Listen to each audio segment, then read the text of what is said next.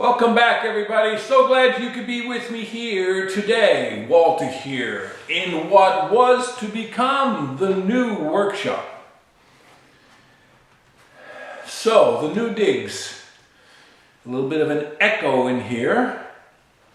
But today I wanted to sort of ramble because I have to clean up some bowls that came back from a gallery. So the first thing I like to do is clean them. And I'll use some mineral spirits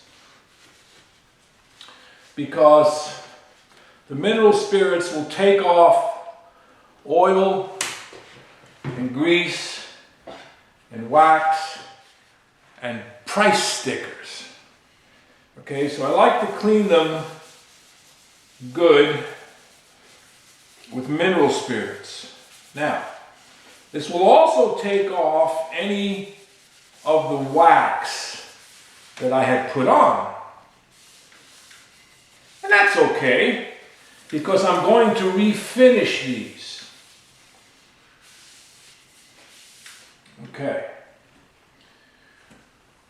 So you use a wet cloth and then you use a dry cloth. And then you look it over, see if there's any dents. Because when you send your work out to a gallery, it can get bounced around. So this one looks good on the top.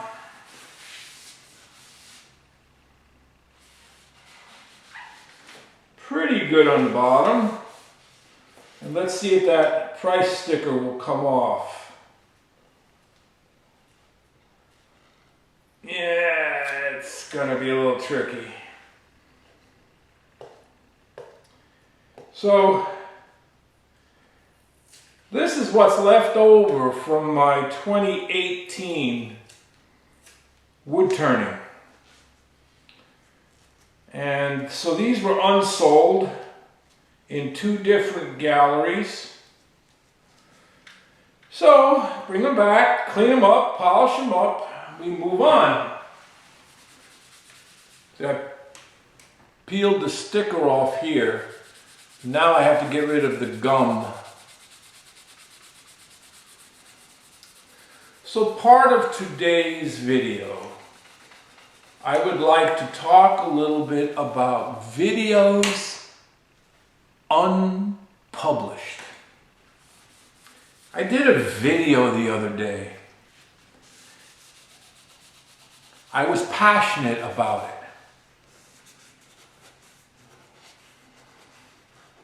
But something inside of me just said, don't do it. Don't publish it. Because the haters would be out there and they would crucify me. Excuse me. It was on the topic of dealing with adversity. And some of you know I've been through some stuff in the last year. Leaving it at that. That's all I'm saying. So, that leads me on to the next topic of people who can't like anything that you do. Now, this is not about me in particular, it's about all of us who are stepping out, reaching out to you and others with the hopes of being accepted. So, if you're a craftsperson, an artiste, a baker, a cook, a chef, anything where your creative juices, your creativity flows, you open yourself up to negativity. That one's done. Clean, okay? It just has to flash off a little bit, and then I can refinish or polish it.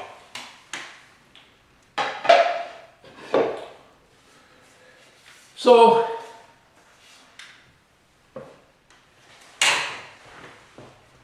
a businessman once told me, and let me just put in perspective the time frame. We're going back into the 1990s. The man was worth $1 billion. And he looked in my eyes and he told me, the crabs are going to want to pull you in. I didn't understand that right away. So later on, I realized what he meant. You're out there creating something.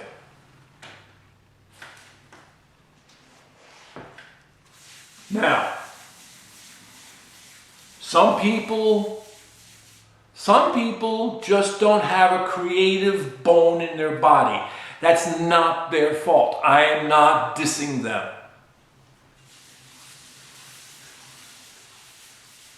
But there are other people who don't even try, who turn around and diss us. Is that even a word anymore? Oh, I'm getting old. They want to pull you down to their level. So let me tell you the story about crab fishing. I don't know how many of you have gone crab fishing. I don't know how many of you would like to go crab fishing. And I don't even know if how many of you are vegans. So apologies all the way around if anything here offends my friendly snowflakes. But crab fishing. A true crab fisherman will have what's called a crab line. And it's a long line filled with bait hooks. And they sit in a boat and they go along the line and they lift it up to see if they've caught a crab. And they pick the crab off the hook, rebait it, put it back down, keep going. And all day long they do this until the boat is full of crabs. Okay. So, here's the story. If you are planning to go crab fishing and all you want is one crab, just one crab, you get yourself a nice little crab basket and you can save the money by not buying a lid for it. Why, you might ask? Well, here's how it goes. If you're fishing for one crab and you put that crab in the basket, it just sits there. It knows it was caught. That's it. It's done. It's history. It stays there. If, however, you're looking to get a basket full of crabs, 5, 10, 15, 20, 5 dozen, you need a lid. Why? Because there's going to be some of those crabs that try and crawl out of the basket because they don't want to be caught. They want to do other things like us. We're creative. We're doing other things. We're moving on. What happens? The crabs that know they've been caught and are sitting down on the bottom reach up and grab the crabs trying to get out, and they pull them back down.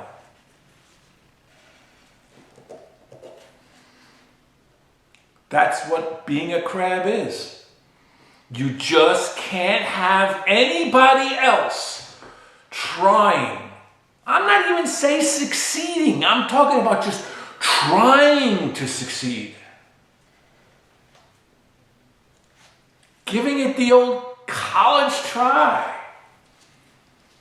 Speaking of which, I'm having a hard time with this one sticker. It does not want to come off. Hate stickers. I hate stickers. I know, hate's a very bad word. But that's the story of crabs. Crabs want you to remain at their level. So, if you feel like you want to write a book, you want to sing a song, you want to play the piano, you want to do something creative, you do it for you.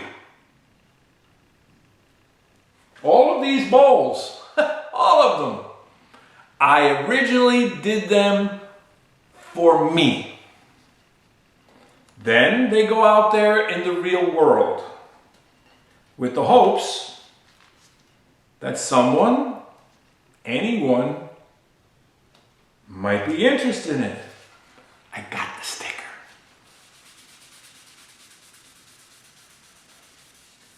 So,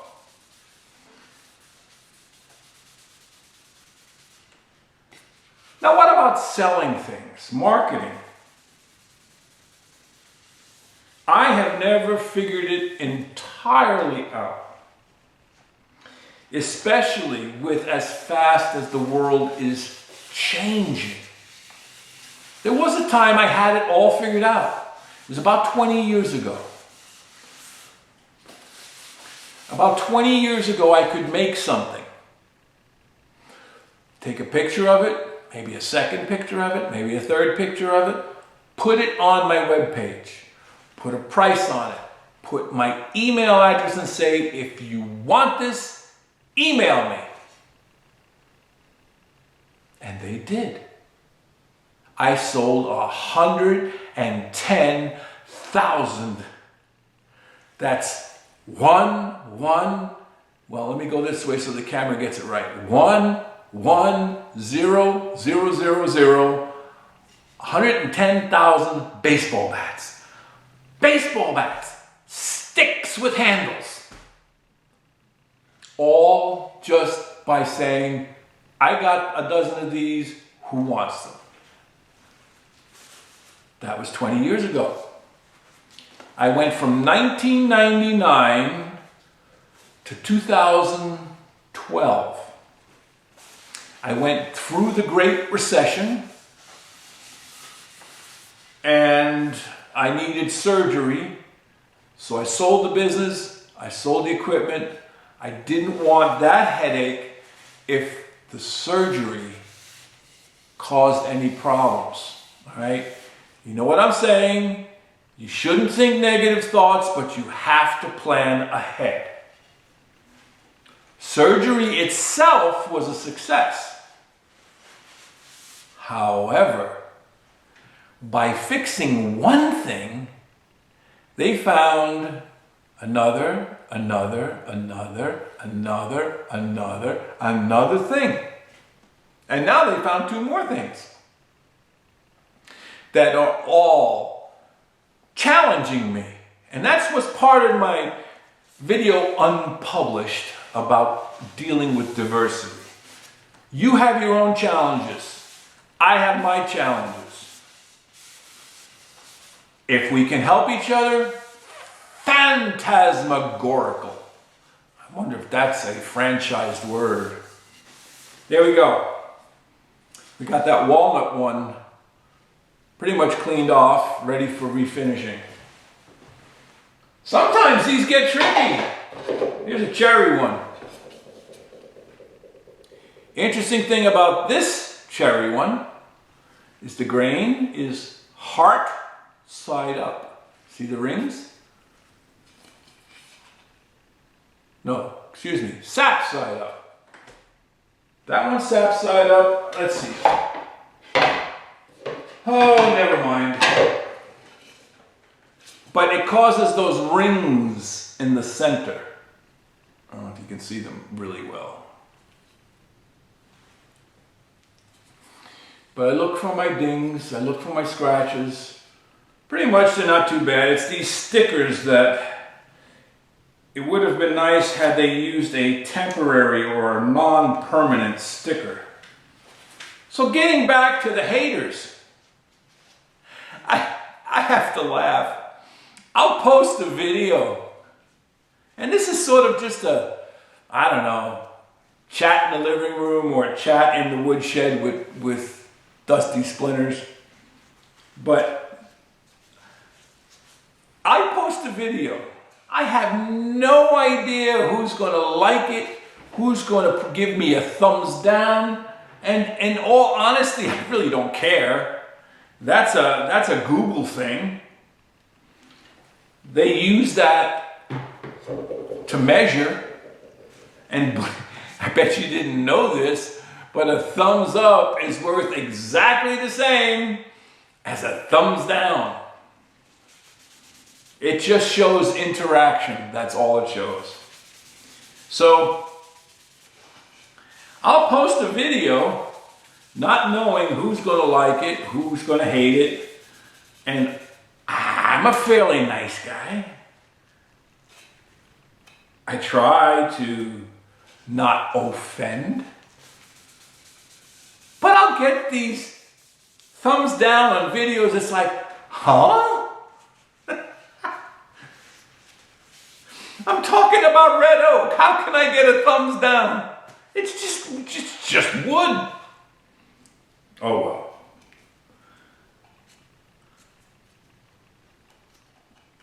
There are fellows out there, and I don't know what the right word is anymore, gals, ladies, young ladies, girls, women, I don't even know what the proper word is to use. I'm going to say guys and gals out there doing videos on how to build this and how to build that. That's fine. I can disagree with them. Oftentimes, I don't say a word. Why? Because they're doing their thing. They're presenting their thing. It's not my place to cut them down. I really love it when I posted videos of me doing the wood turning and people would say, "Where's your safety glasses? Where's your head protection? Where's your ear protection? Where's your dust protection?"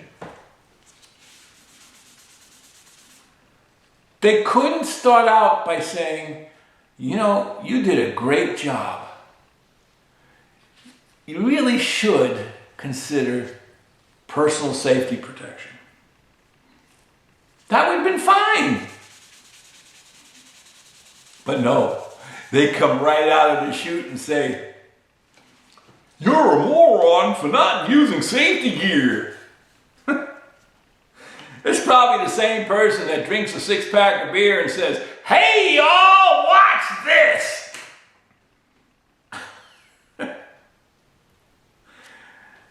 I tell you, this is just a long rant tonight. You don't want to hang around? You can head out and you will not offend me.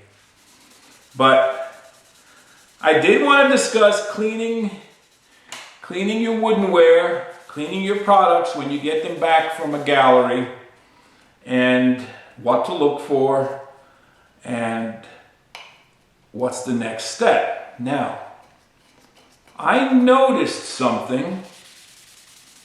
Let me get this one clean. Boy, this sticker. Cherry is interesting. Cherry, that sticker mark will be there forever because the sun has not oxidized where the glue was. I may have to sand that a little bit with 400 and re-oil.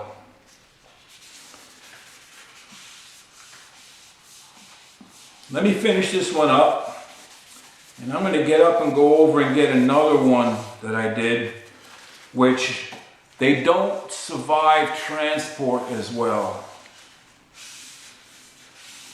See, these are solid wood. The finish is oil, and it was buffed and allowed to cure. So there's not much you can do to these other than really drop them and dent them and scratch them. And that hasn't happened. So these are relatively easy to clean and get ready for reuse. Now, there are a couple, two of them. Let me dry my hands because I don't want to contaminate them. And get my stickers off my apron. Put them here.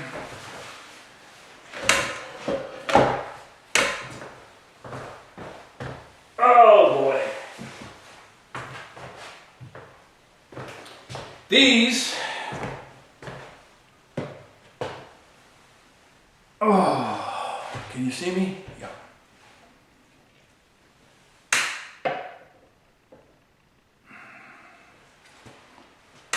These were finished with multiple layers of colored well, I guess they call it iridescent paints. So now the inside is clear. So I can inspect the inside. Let me do that with the light here.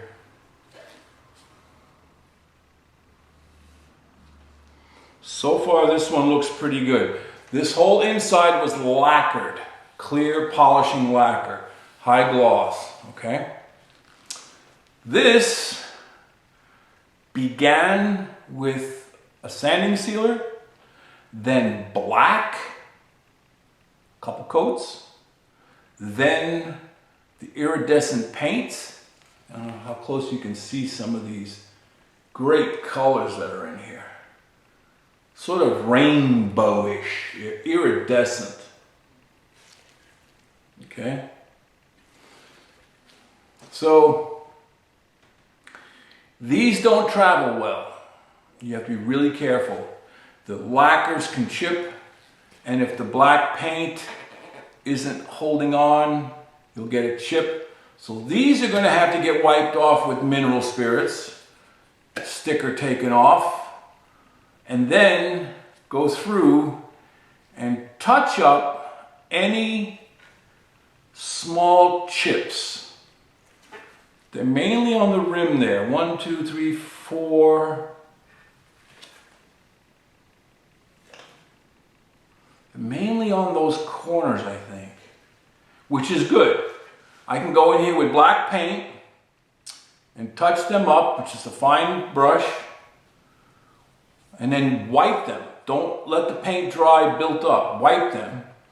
Then go in with the iridescent paints and put a little something there.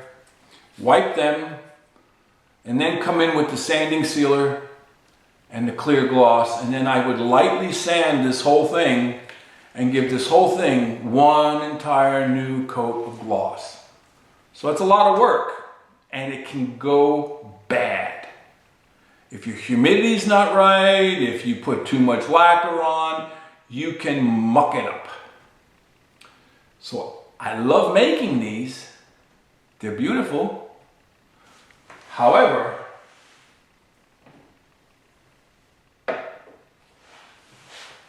they offer some challenges. And apparently, because these have gone unsold, they were either too high priced. Now see here, there's two little dents here. So those will go away with a washing, a sanding, and a light coat of lacquer.